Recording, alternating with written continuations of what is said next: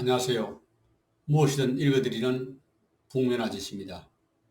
지금 읽어드릴 책은 사마천사기 87회입니다. 고수의 천하의 재난이 없다면 비록 성인일자도 그 재능을 발휘할 수 있는 여지가 없고 불신이 화합하면 비록 현자랄 자도 그 공을 세울 여지가 없다고 하였소. 시대가 변하면 사정 역시 따라서 변화한다는 뜻이요. 물론 그렇다고 해서 어찌 자신의 수양에 게을리할 수 있겠소. 시경은 이렇게 말하고 있다. 북이나 종을 집안에서 치면 그 소리가 밖에까지 들리고 학이 물가에서 울면 그 소리가 하늘까지 들린다. 참대의 수양에 힘쓴다면 어찌 영달하지 못함을 걱정한다는 말이요.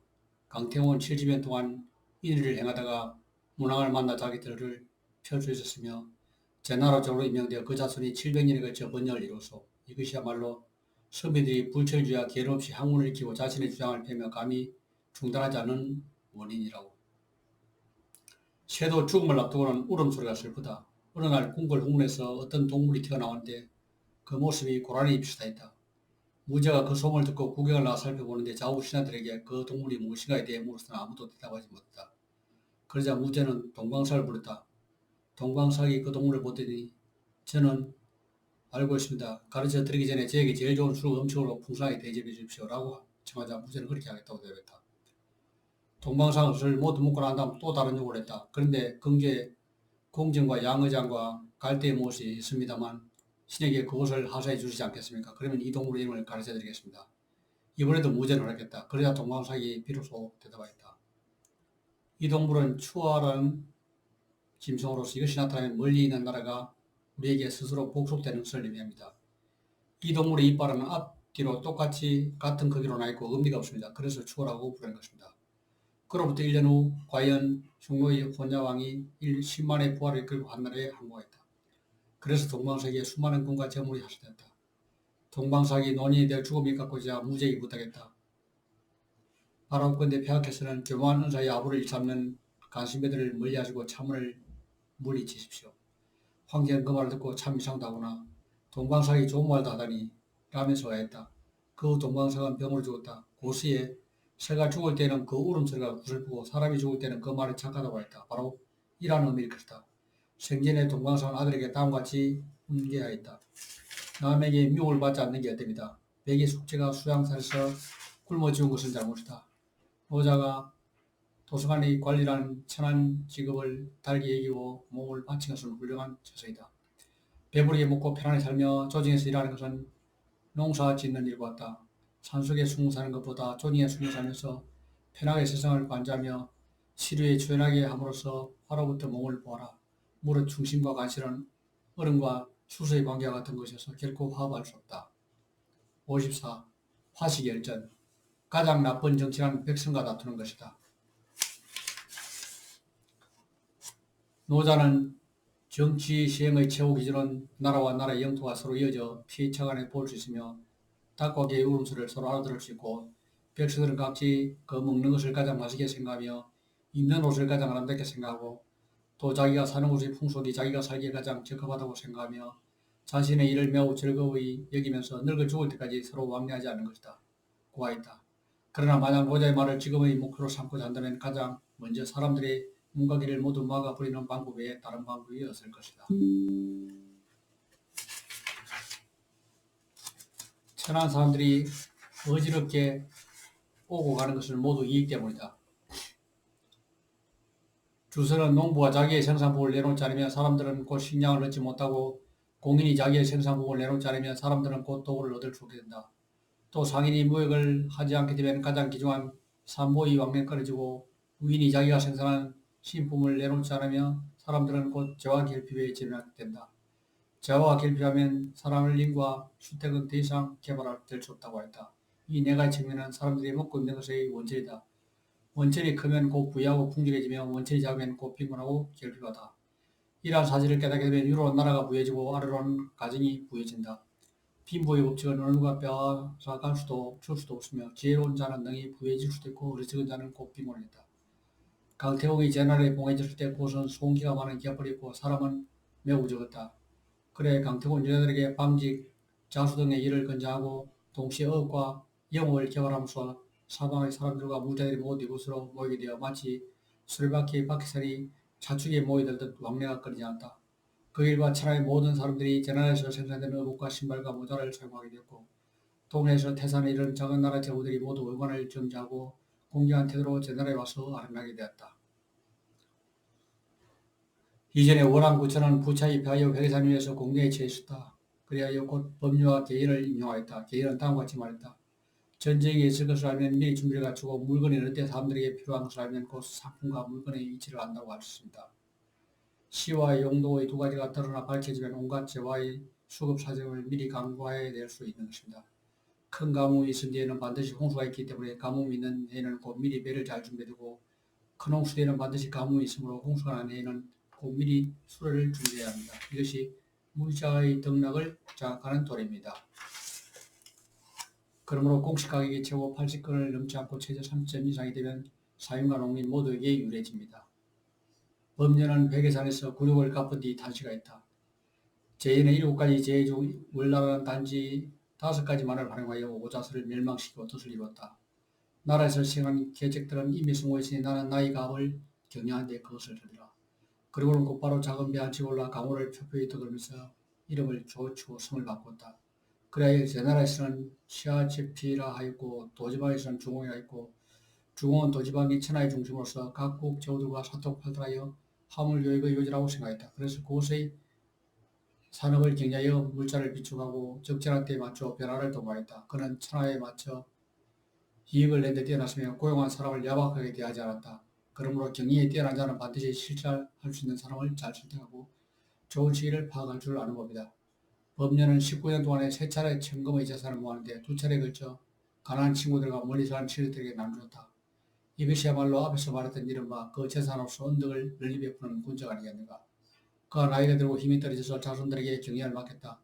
자손들은 그의 사업을 계속하여 재산을 늘렸고 그들의 가사는 무려 억금도 넘게 되었다. 따라서 부의 사람들이 부자를 말할 때마다 모두 도종을 언급하게 되었다. 돈을 움켜쥘 시기가 오면 마치 맹수가 먹이에 달려들듯이 자궁은 공자로부터 학문을 익힌 후 위나라에서 배설을 하였다. 그는 물건을 비추하여 전나라와 노나라를 떼서 비싼 물건을 팔고 싼 물건을 사들이는 방법으로 상을 하여 공자의 우수한 70제자 중에서 그가 가장 부유하다고 할 수 있다. 원년은 술취김에조차도 배불리 먹지 못하고 궁벽한 동네에 숨어 살았다. 그러나 자궁은 수레와 말이 물을 이루었고 미단 재물을 가지고 각국을 방문하여 제후들의 연회를 받았다. 제후들은 그를 맞아 군신에 가리라 평등한 자로서 대하였다. 공자 이름이 능히 천하에 펼칠 수 있었던 데는 자궁의 도움이 결정적인 역할을 했다. 이야말로 부자가 세력을 얻으면 명성과 지위가 더욱 빛난다는 것이 아니겠는가.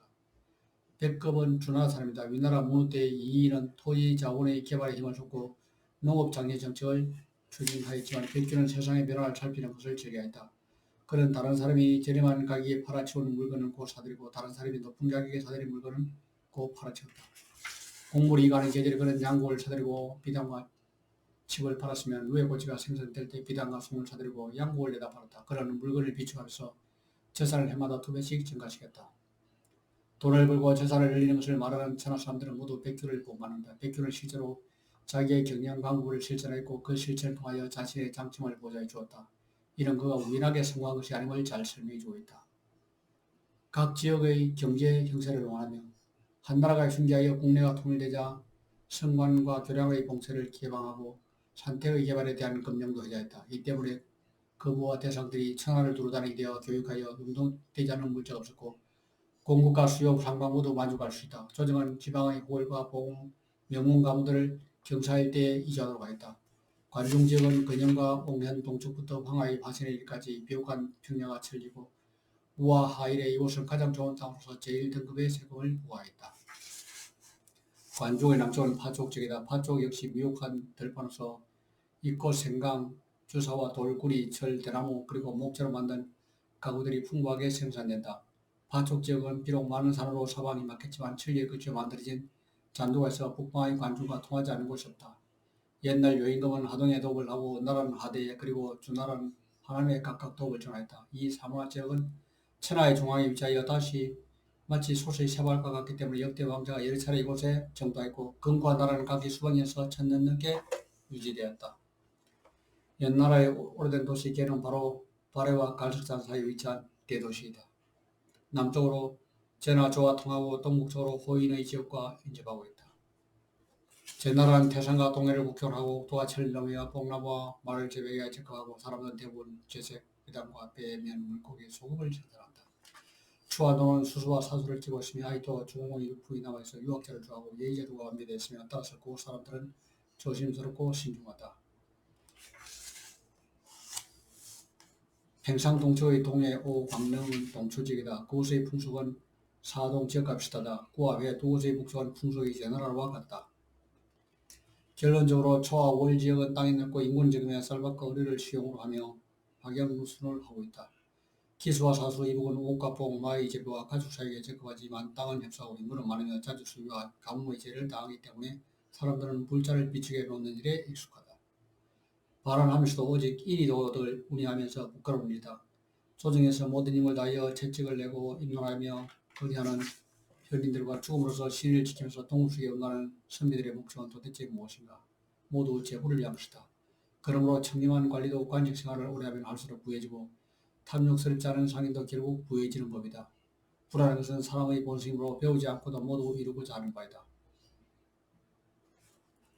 집안이 빈곤하고 부모가 늙었으며 처자가 약하고 어리며 매년 제사를 지내면서 제사 음식도 장만하지 못하고 음식과 어복도 지급하지 못하면서도 아직 부끄러운지 모른다는 것은 진실로 비유조차 할 수 없다. 이러한 까다로 재물이 없는 빈민은 오로지 힘써서 일할 수밖에 없고 재물이 있으나 많지 않을 경우에는 곧 지라고서 조그만 재산을 취하며 부유한 사람은 기회를 노려 투기를 함으로써 큰 재산을 모으게 된다. 엎드리면 죽고 하늘을 쳐다보면 바다라. 당시의 현인들이 부귀하게 된 내력을 간략하게 기술한 것은 후세와 사람들이 고찰하여 선택할 수 있게 합니다.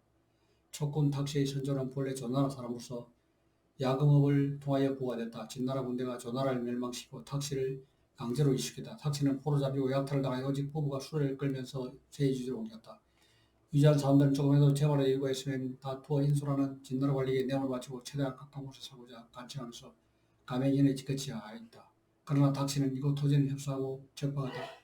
무산 아래에는 드넓은 벼관 전야가 있고 땅속에는 토란이 자라나 능히 양식을 할 수 있어 무슨 일이 난다고 해도 죽을 때까지 전혀 굶지 않는다고 들었다. 그곳의 주민들은 많은 사람들이 그리스 일을 하고 있어 사고를 하기에 유리하다. 그 말없이 일부러 먼 곳으로 이주할 것을 요청했다. 결국 탁시는 인공지역에 배치된데 탁시는 마음속으로 크게 기뻐했다.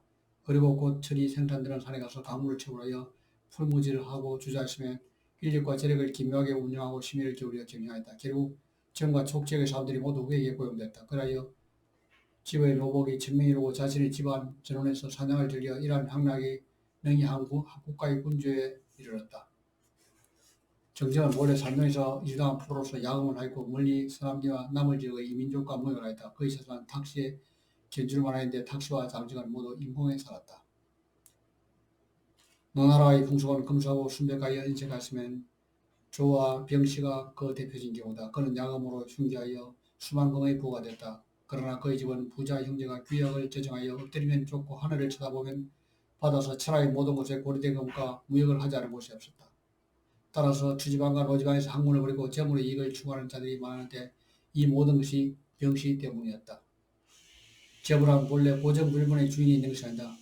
제나라 풍속은 노예를 낳고 비천하여 얘기했지만 오직 도발은 그들을 아끼고 종사하였다. 교활하고 총명한 노예는 주인들이 옳지 않게 생각하였지만 오직 도가만이 그들을 받아들이고 또 용하여 그들을 파괴하여 자기를 위하여 고기자나 채임을 하도록 하였고 그 상업에 종사하게 하여 이익을 얻도록 하였다. 주나라 사람들은 원래 자주구라고 인색한데 사사의 경우는 더욱 싫었다. 그는 100대의 수송용수를 가지고 있었고 천하의 각 군국무역에서 그가 일찍이 가보지 않은 곳이 없었다.